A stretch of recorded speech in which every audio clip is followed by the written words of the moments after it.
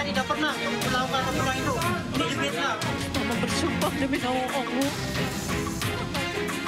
untuk membela dan mengabdi. Mama bersumpah demi nama Allah, nak. Atas ini karena kamu tidak bersalah.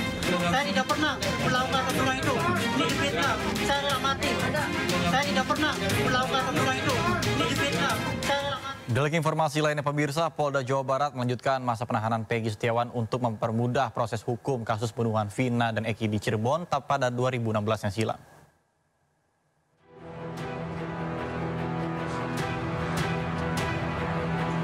Upaya permohonan penangguhan penahanan tersangka Peggy Setiawan oleh tim penasihat hukum tak membuahkan hasil.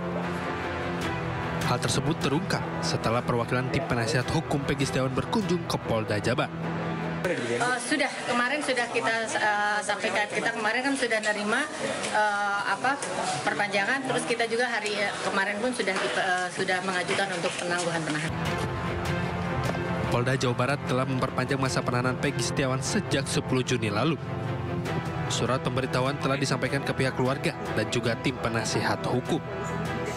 Ya, jadi perpanjangan penahanan juga sudah dilakukan selama 40 hari ke depan. Ya, sejak 11 Juni sampai dengan 20 Juli, kalau tidak salah ya 40 hari lah ke depan. Itu sudah dimintakan dan sudah diterima oleh kuasa hukum maupun keluarga dari yang bersangkutan. Itu saja. Selain itu, permintaan kuasa hukum Peggy terkait salinan BAP juga belum dapat dipenuhi pihak Polda Jawa Barat karena proses pemeriksaan tersangka Peggy Setiawan masih berjalan. Dari Bandung, Jawa Barat, Mujib Prayitno, iNews melaporkan. Sementara Polda Jawa Barat menyita akun sosial media Facebook milik Peggy Setiawan untuk dijadikan objek penyidikan. Sementara itu, ayahanda Eki, Ibtu Rudiana pun telah diperiksa oleh Bid Propam Polda Jawa Barat.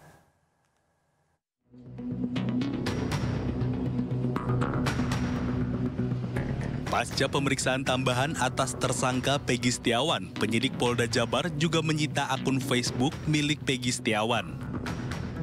Langkah ini dilakukan guna melengkapi pemberkasan dengan tersangka Peggy Setiawan. Penyidik pun mempercepat pemberkasan dan juga menjadikan hasil dari pemeriksaan atas pelapor, ayahanda almarhum Peggy, Ibtu Rudiana, sebagai pelengkap berkas untuk diserahkan ke kejaksaan. Ayah Eki, ya tentu sebagai pelapor yang melaporkan terkait dengan kejadian ini sudah diperiksa, ya baik oleh penyidik dari Polda Jawa Barat tentu untuk kepentingan pemeriksaan, untuk penyidikan yang sekarang sedang dilakukan. Mungkin itu saja tambahan dari saya, karena sampai saat ini penyidik sedang mempersiapkan untuk penyerahan berkas perkara ke jaksa penuntut umum. Petugas menargetkan pemberkasan akan selesai sebelum pekan depan. Dari Bandung, Jawa Barat, Mujib Prayitno melaporkan. Pemeriksaan tambahan terhadap Peggy Setiawan dilakukan di Polda Jawa Barat dinilai mendadak. Bahkan pengacara Peggy Setiawan beranggapan pemeriksaan psikologi dan media sosial Peggy membuktikan jika alat bukti untuk menjerat Peggy Setiawan sangat lemah.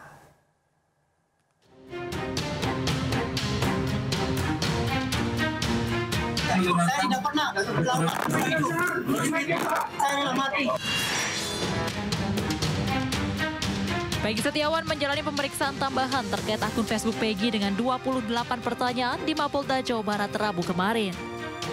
Sugianti Iriani, ketua tim pengacara Peggy, beranggapan bahwa pemeriksaan tambahan ini tidak ada relevansinya dengan kasus pembunuhan Vina dan Eki di Cirebon 2016 silam. Dalam pemeriksaan tersebut, penyidik mencocokkan pertemanan hingga status media sosial Peggy mulai dari 2015 hingga 2016. Dari akun medsos Peggy terlihat jika pada 27 Agustus 2016 Peggy tidak berada di Cirebon. Karena ada saya kecurigaan bahwa akun Facebook di 2016 pembicaraan Peggy dengan teman-temannya seolah-olah dicocok-cocokkan bahwa Peggy adalah pelakunya. Seperti status yang dicocok-cocokkan kemarin itu di tahun 2015, makanya kan tidak ada korelasinya dengan tahun 2016, jauh sekali gitu. Seperti itu kan, itu obrolan anak-anak muda biasa, makanya kenapa harus ditarik garis merah bahwa Peggy adalah pelakunya dari status-status tersebut. Selain itu, Sugianti menyebut bahwa pemeriksaan psikologi hingga akun media sosial Peggy membuktikan jika alat bukti untuk menjerat Peggy Setiawan sangat lemah. Diketahui sebelumnya pengacara Peggy juga sempat menolak tes psikologi yang akan dilakukan petugas terhadap Kartini, ibu Peggy. Dari Cirebon, Jawa Barat, Toy Iskandar, iNews melaporkan. Pemirsa, polisi masih melakukan pemeriksaan sejumlah saksi dan Peggy Setiawan tersangka kasus pembunuhan Vina dan Eki di Cirebon 2016 silam. Pihak Polda Jawa Barat akan segera merampungkan berkas kasus ini dan menyerahkannya ke Kejaksaan Tinggi Jawa Barat pada pekan depan. Terkait dengan pengiriman berkas, kemarin kan sudah saya sampaikan ya bahwa penyidik akan berusaha secepatnya. Ya.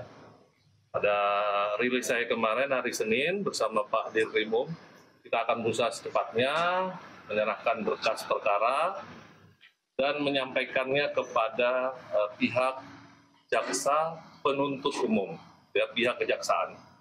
Dalam hal ini kami berharap tentunya berkas ini dapat cepat selesai, dapat kami berikan kepada pihak kejaksaan untuk diteliti kelengkapannya. Begitu. Jadi secepatnya kami upayakan untuk dapat diserahkan ke pihak kejaksaan. Menteri Hukum dan Hak Asasi Manusia Yasona Lauli meminta pihak polisian segera mengusut tuntas kasus Vina. Pengungkapan kasus ini penting segera terwujud agar tidak ada isu lain yang berkembang di masyarakat serta menimbulkan kecurigaan.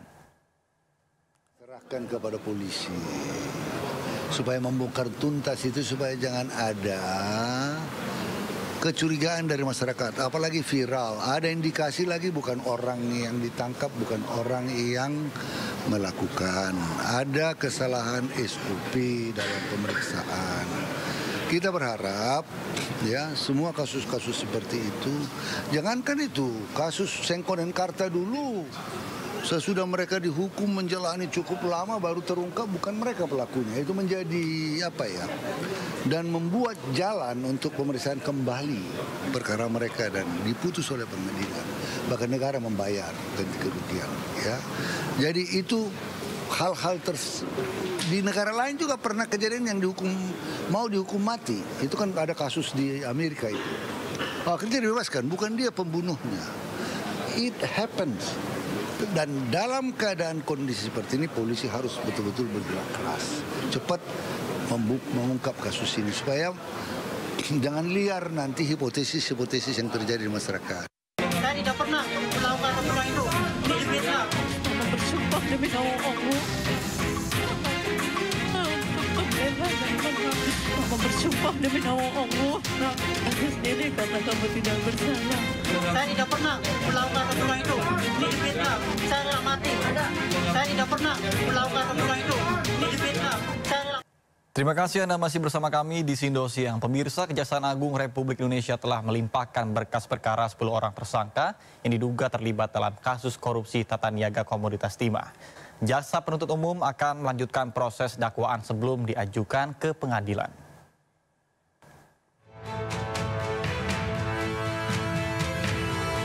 Penanganan dugaan kasus korupsi di wilayah izin usaha pertambangan IUP PT Timah Tbk periode 2015-2022 masih terus bergulir. Perkembangan terbaru, penyidik Kejaksaan Agung telah menyerahkan berkas perkara 10 tersangka kepada Jaksa Penuntut Umum di Kejaksaan Negeri Jakarta Selatan. Selain penyerahan berkas, Kejagung juga menyerahkan sejumlah barang bukti seperti dokumen, uang tunai, logam mulia, sertifikat tanah, serta beberapa unit mobil mewah. Pelimpahan oleh penyidik kepada JPU tersebut sebagai proses penyusunan dakwaan sebelum para tersangka diajukan ke persidangan. 10 orang tersangka di Kejaksaan Negeri Jakarta Selatan tentu diserahkan kepada penuntut umum yang ada di Kejaksaan Negeri Jakarta Selatan.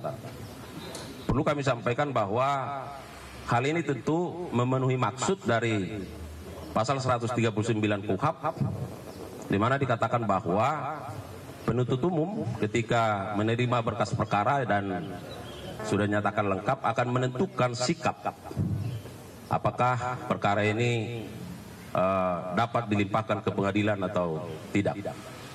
Dalam kaitan inilah maka penyerahan tersangka dan barang bukti karena beberapa waktu yang lalu penuntut umum telah menyatakan berkas perkara lengkap, sehingga penyidik menyerahkan para tersangka hari ini dan barang bukti kepada penuntut umum di Kejaksaan Negeri Jakarta Selatan. Esensinya adalah bahwa tentu penuntut umum dengan momen ini akan melakukan penelitian terhadap para tersangka dan barang bukti yang diserahkan.